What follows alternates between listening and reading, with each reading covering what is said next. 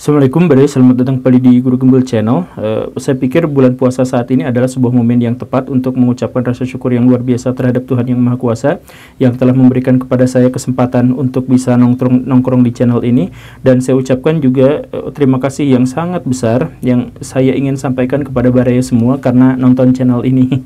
Maksud saya adalah bahwa channel ini adalah channel yang terlampau sederhana. Bagaimanapun ya, kita mengetahui itulah bahwa editannya ala warung Tegal, kemudian studionya acak-acakan, kemudian pencahayaan suaranya juga sangat-sangat tidak konsisten, dan penyampaiannya juga monolog seperti ini dan dari orang yang itu-itu saja.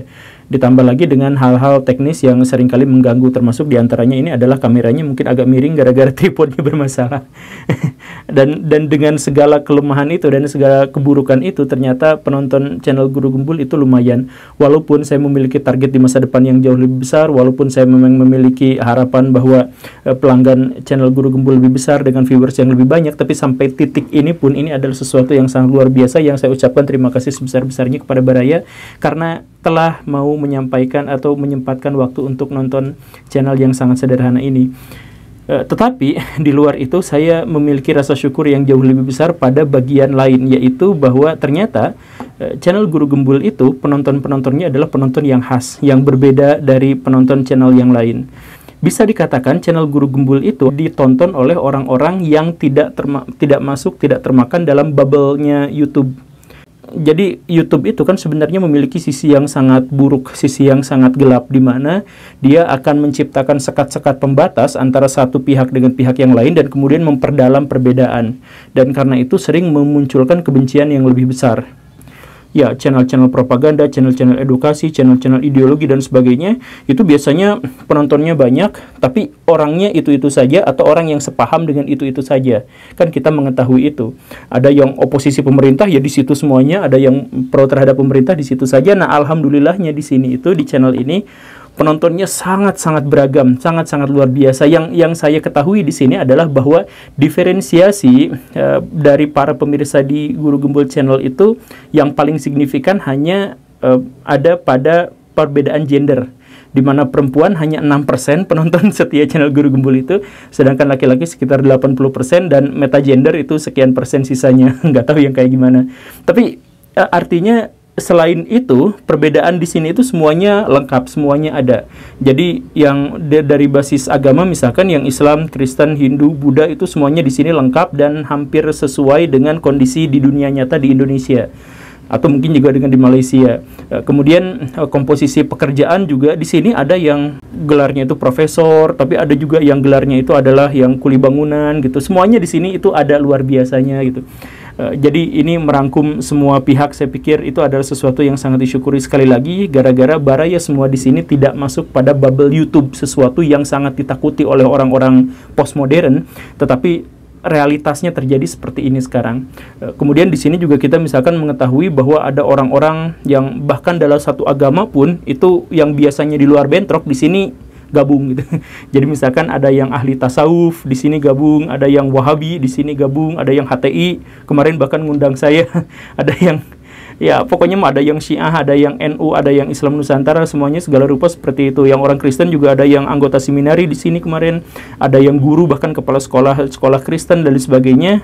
Subscribe di channel ini dan sama-sama berdiskusi, bagi-bagi ilmu pengetahuan dan pengalaman di kolom komentar. Satu hal yang saya pikir itu adalah sesuatu yang unik dan saya tidak menemukan di channel lain. Kalau misalkan Baraya menemukan ada channel di mana orang-orang yang ada di dalamnya sebagai para penontonnya, penyimaknya itu beraneka ragam seperti ini, kasih tahu saya, karena setahu saya ini adalah channel yang Baraya semuanya di sini benar-benar spesial, benar-benar khas.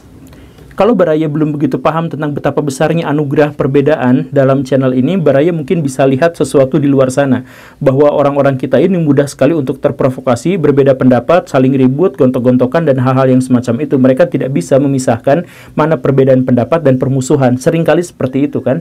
Nah, di sini, walaupun banyak sekali orang-orang yang berkata, saya tidak setuju sepenuhnya dengan Guru Gembul dan sebagainya, itu menunjukkan bahwa Baraya itu adalah sesuatu yang khas, sesuatu yang berbeda, sesuatu yang Baraya bisa mengkonfirmasi semua perbedaan itu dan kemudian Baraya bisa mentolerir perbedaan itu. Jadi setelah dikonfirmasi bahwa ini satu sama lain ternyata beda, ini satu sama lain ternyata sama, dan kemudian setelah itu Baraya masih toleran dan ada di sini, itu adalah sesuatu yang sangat luar biasa, yang sekali lagi saya pikir sih tidak ada di channel lain yang seperti ini.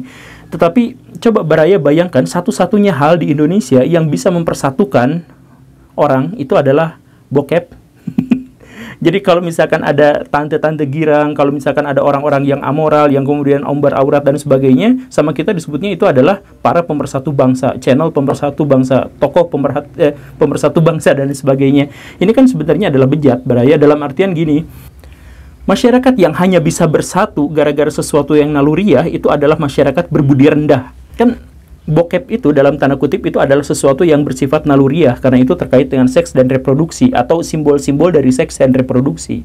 Dan karena itu orang-orang yang hanya bisa berkumpul gara-gara masalah naluriah seperti itu adalah manusia-manusia yang dalam konteks itu pada bagian itu saja tidak memiliki spesialisasi sebagai manusia. Dia sama aja seperti hewan atau organisme-organisme yang lain, karena dia hanya bergerak dalam sistem-sistem naluriah atau digerakkan oleh hal-hal yang terkait dengan naluriah. Kan begitu. Untuk bisa bersatu dan kemudian memunculkan sebuah peradaban, itu manusia itu harus bersepakat dalam hal-hal yang terkait dengan intelektual, dan kesepakatan dalam hal-hal yang terkait dengan intelektual itu meniscayakan ketidaksepakatan yang ada di dalamnya. Karena untuk mencapai sintesis, itu orang-orang harus berdialektika dengan nalar mereka, dengan logika dan pemikiran mereka, baru mereka sampai pada level yang paling atas. Jadi kalau misalkan kita bandingkan dengan gagasan Freud, misalkan, yang Freud yang memisah cara kerja otak itu dalam id, ego, dan superego, maka kita ini ada di level yang paling tinggi superego, yaitu kita sudah berbeda pendapat, tetapi moral kita, ajaran kita, gagasan kita itu tetap mempersatukan kita. Itu adalah sesuatu yang sangat luar biasa, dan itu terjadi ketika orang-orang di sekeliling kita baru bisa bersatu hanya gara-gara masalah-masalah naluriah yang tadi saya sebutkan sebagai hal-hal yang porno, hal-hal yang bokep gitu.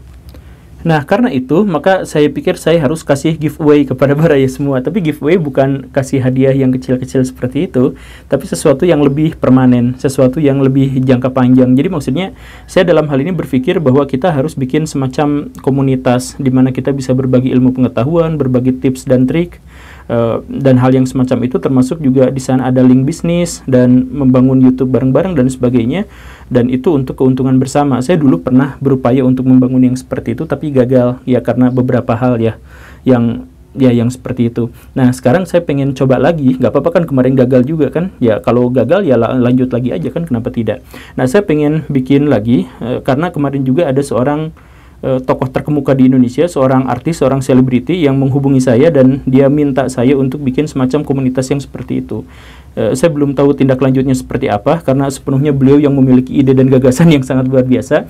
Tapi di sini saya ingin menyampaikan bahwa kita akan mengarah ke arah sana, entah 3 bulan ke depan atau 5 bulan ke depan, atau mungkin lebih cepat daripada itu, saya belum tahu. Tapi yang jelas kita akan bikin sama-sama komunitas, tempat di mana orang-orang saling berbagi pengetahuan, saling berbagi intelektual, kemudian saling berbagi bahkan mungkin juga kemungkinan link bisnis dan hal-hal yang semacam itu. Dan dari situ kita bisa membangun sesuatu yang lebih besar untuk peradaban, untuk bangsa Indonesia dan yang semacam itu.